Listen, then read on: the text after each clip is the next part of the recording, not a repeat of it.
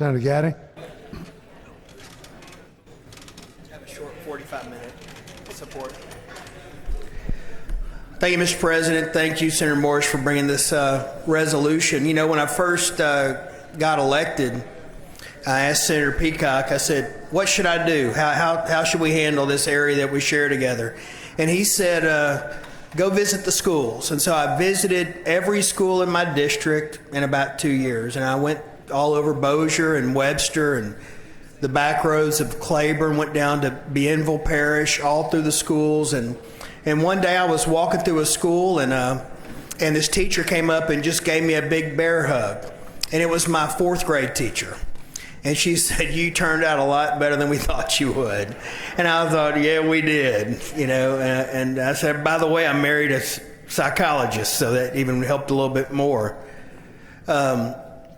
And I reminded her, I said, remember in the 4th grade when you taught us about hurricanes? That's all we talk about now in Baton Rouge is when's the next hurricane. She kind of teared up a little bit, Miss Capella. She said, you were listening. I said, yeah. You know, I grew up working at my dad's wrecking yard. My mom and dad didn't go to college. When I got to high school physics, it wasn't like my parents could teach me that stuff. So I have a story like a lot of y'all. You have a teacher that pours into you, a mentor that pours into you. And as I went around to every school, I started to see familiar faces. And it was kids I didn't know, but they looked like their parents that I had known growing up. And when we look at a lot of the things we do in Louisiana and the investments we make, there's very few things that we can measure. But when we look at K through 12 and how many children they move from poverty in kindergarten to prosperity at 18. We're going to all be going to graduations this weekend, and we're going to see a lot of kids graduate, and you're going to see some parents with air horns. You're going to see some parents screaming and jumping because their child is walking across that stage. And what those parents are really saying is thank you to the teachers from kindergarten to 12th grade that poured into their children. You know, we have to be honest about the state we're in.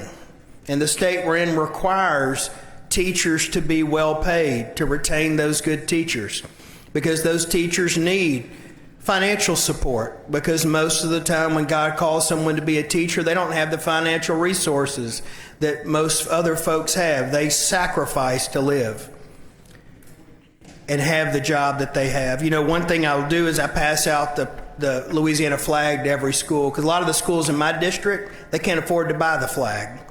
So I take them a flag and I tell them the story of the mama pelican that was a living sacrifice for her baby chicks. She pulled the feathers from her chest, the breast meat, she shed blood for those babies.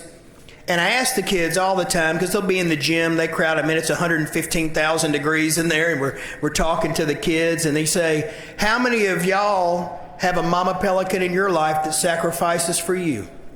And they go through mom and dad and Mimi and Papa and all the names they have, and then they'll say, who else outside of your family sacrifices for you? And every time it's teachers, firemen, and policemen. So these kids get it. They understand it. And I tell you, the most impactful thing to me is that when you look back on your life and you think about the teachers, maybe it was a professor at law school or graduate school, or maybe when you were getting your engineering degree at LSU, or different things that we've done. The teachers love us. We're all still their students. They're still teaching us even today. So I rise in support of this, because when we invest in our teachers, we're really just making a small investment in our children. But it's a big deal to our teachers to see our support. As I went through all the 40 or 50 schools in my district, they're beat down. They were happy to see me. They'd pull me aside. They want prayer, they wanted support, and they wanted help. So to all those teachers that I've visited with, I want you to know we're with you. And I know this isn't everything you need or you want. And it's really just a token to let you know that down here we don't forget about you. We've never forgotten about you. So I rise in support, and I hope that we can pass this unanimously. Thank you, Senator Morris.